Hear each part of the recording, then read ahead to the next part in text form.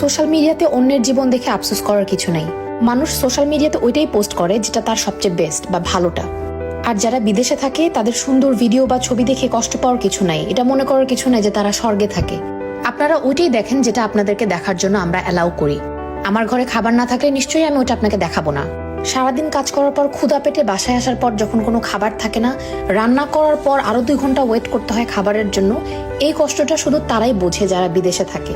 আর দেশে ওই প্রিন্সেসের জীবনটা ফেলে যখন মানুষ বিদেশে আসে তখনই বাস্তবতাটা হারে হারে টের পায়। আর যারা বিদেশে থাকে তাদের যে কি কষ্ট, ঘরে বাইরে সমান তালে কাজ করতে হয়, এটা আপনি যতক্ষণ না পর্যন্ত বিদেশে আসবেন ততক্ষণ পর্যন্ত আপনাকে বোঝানো সম্ভব না।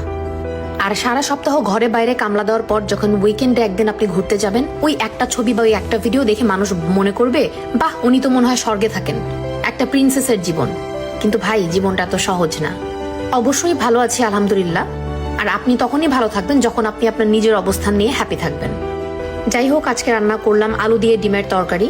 যখন আমার বাসায় তেমন কোনো খাবার না থাকে আমি শর্টকাটে এই তরকারিটা রান্না করি। এটা আমার নানুর রেসিপি, আমার অনেক ফেভারিট।